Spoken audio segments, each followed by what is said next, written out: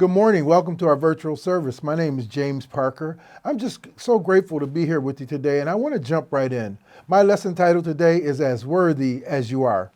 Friends, that's the classic I am not good enough, tall enough, smart enough, attractive enough, educated enough, I'm too old, I am broke, or I don't have enough. Does any of these sound familiar? This does not surprise me. Most of us live with feelings of unworthiness, whether we realize it or not. On the surface, everything may seem normal about you, but quietly behind the scenes, unworthiness may be driving the show in your life. It mostly manifests as low self-esteem, lack in limited thinking, mental health problems, absence of confidence, or the difficulty with maintaining relationships. Unworthiness is the mother of all false belief and information. It is one of humankind's biggest problems, if not our biggest problem.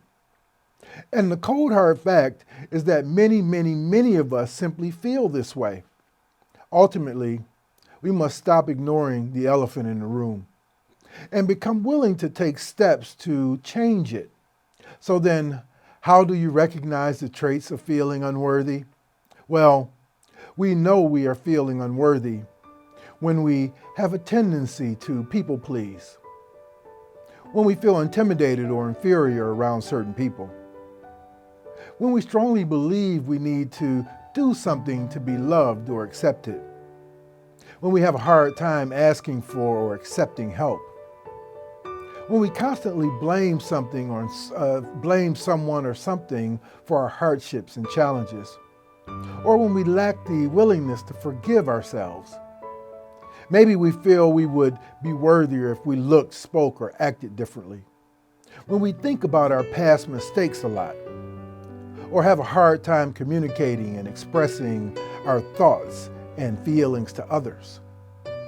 What about when we find it difficult to accept praise or appreciation from others, or take others' opinions personally, or claim we don't know how to listen to our inner voice, guidance, or intuition?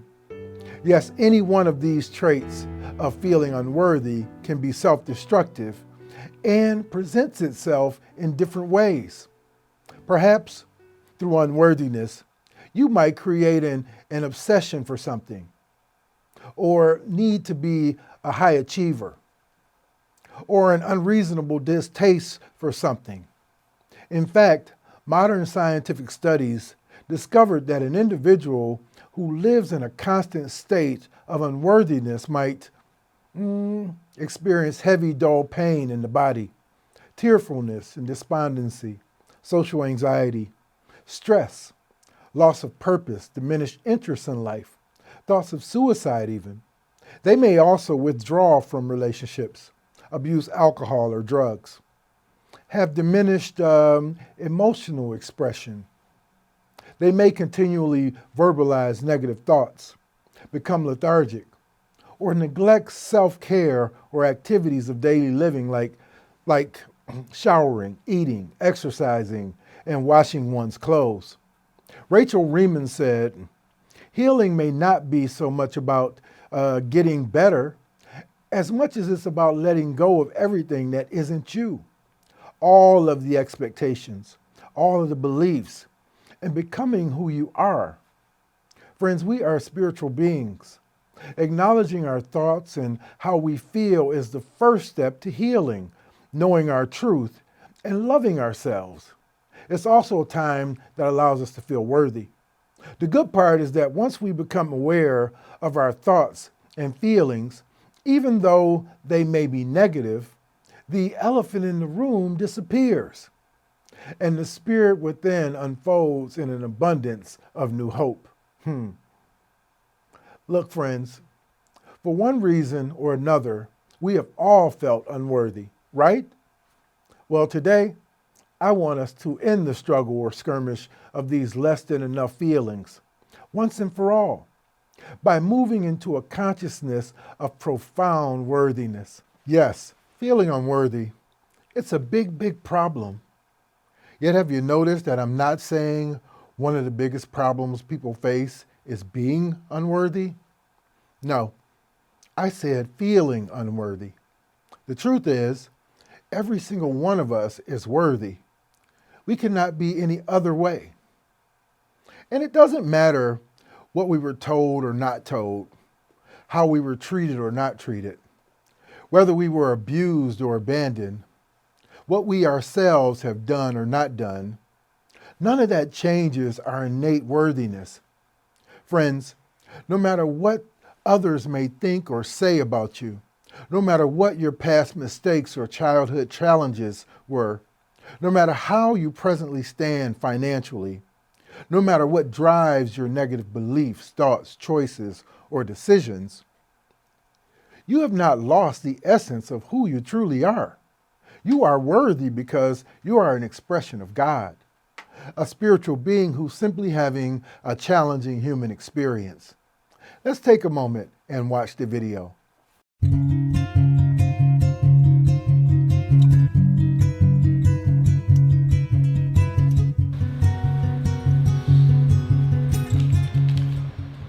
Who would like this $20 bill?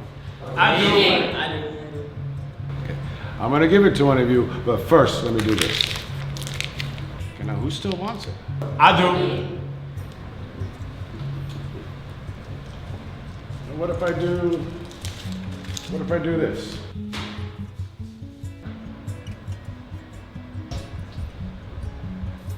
Now who wants it now? I do. My dear students, I've just showed you a very important lesson. No matter what I did with this money, you still wanted it because it never lost its worth. It's still worth $20. Well, there are many times in our lives when we feel like life has crumbled us up and ground us into the dirt. We may make some bad decisions or have to deal with some poor circumstances. And sometimes our lives can make us feel worthless. But no matter what has happened, no matter what will happen, you never lose your worth. You never lose your value. Don't ever forget that. Thomas Merton once said, others can give you a name or a number, but they can never tell you who you really are. That is something you yourself must discover from within. Friends, feeling unworthy is the result of a story you've told yourself about yourself. But you must begin to see for yourself that it is not a fact. It is a story you've made up. You have the power to see yourself as broken or perfect, but ultimately, it's up to you. Let me tell you a story. A water bearer in India had two large pots, each hung on an end of a pole which he carried across his neck. One of the pots had a crack in it, and while the other pot was perfect and always delivered a full portion of water at the end of the long walk from the stream to the master's house, the cracked pot always arrived only half full. For 2 years, this went on daily, with the bearer delivering only 1.5 pots of water in his master's house. Of course, the perfect pot was proud of its accomplishments, perfect to the end for which it was made. But the poor cracked pot was ashamed of its own imperfection and miserable that it was able to accomplish only half of what it had been made to do. After 2 years of what it perceived to be a bitter failure, it spoke to the water bearer one day by the stream. I am ashamed of myself and not worthy to be carried on your shoulders. I want to apologize to you for that. What are you ashamed of? Asked the bearer. I have been able for these past 2 years to deliver only half my load because this crack in my side causes water to leak out all the way back to your master's house.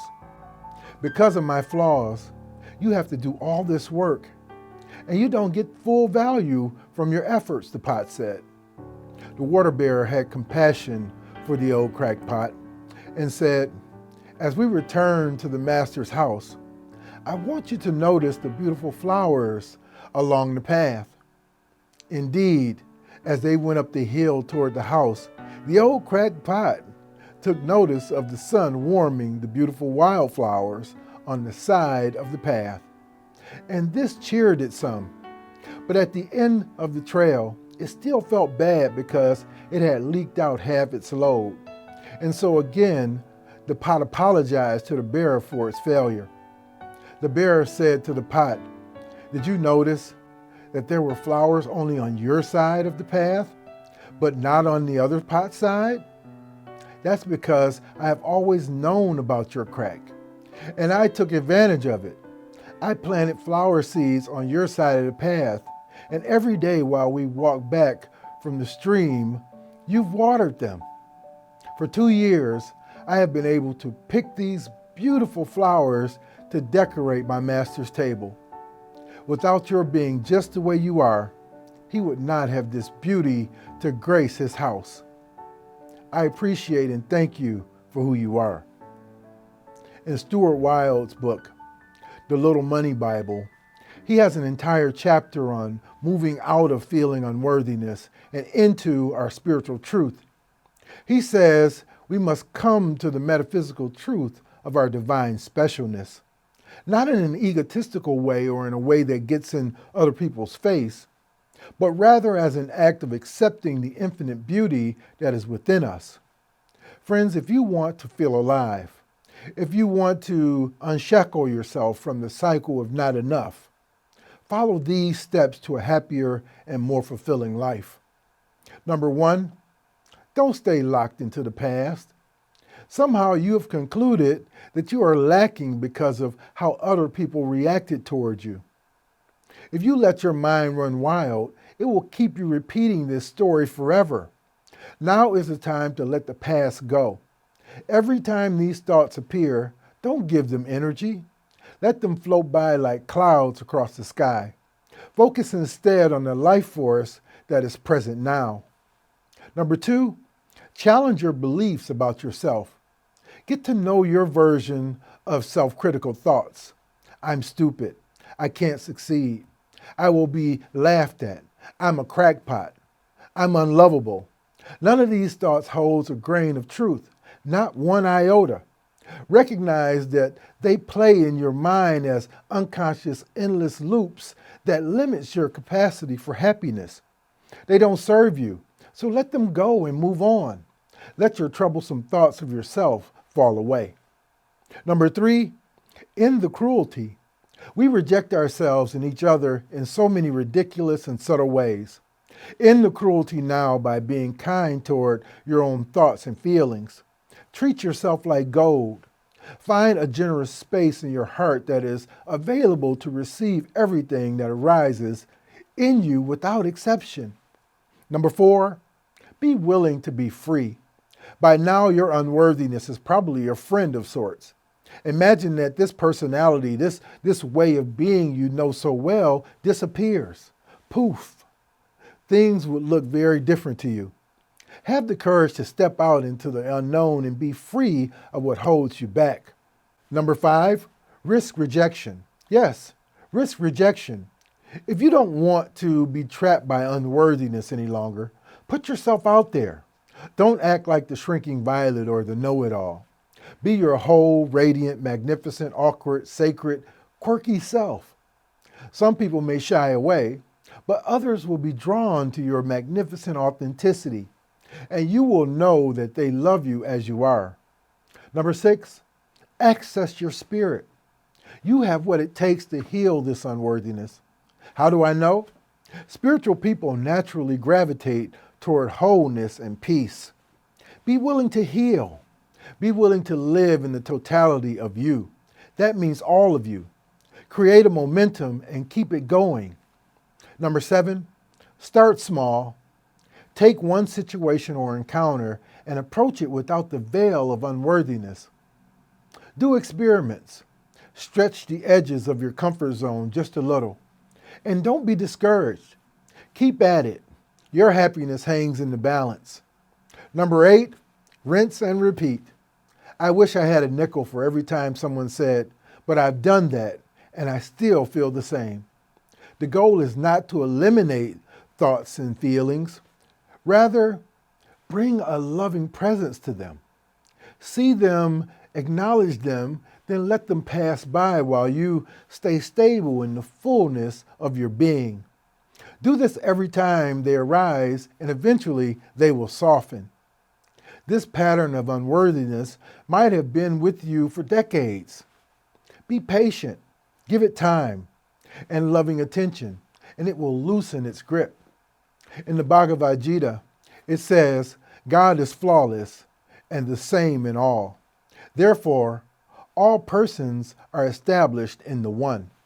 Friends, the opportunity is here, in this very moment, for happiness, peace, expansion, clarity, aliveness. God is flawless. Therefore, you are innately flawless. Worthiness is your birthright. It is a feature of your inner truth and life. Thus, there is no need to keep living in misery. Simply ground yourself in the truth and let the world see your shining reflection. In order to manifest, to take part in the process of co-creating a life of healing, greater love, prosperity, and attracting to yourself the objects of your heart's desire, you must know that you are worthy of receiving. Manifesting involves using the power of your inner spirit to craft a fuller relationship with the life you have been blessed with.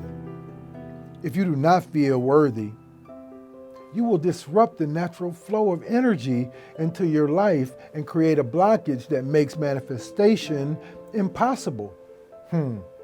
Remind yourself that you are a winner, worthy of abundance, worthy of confidence, worthy of happiness, worthy because you are a child of God. Say to yourself, my self-esteem comes from myself. I accept myself without complaint and without conditions. I take full responsibility for my life and what it is and is not. I blame no one for my life circumstances.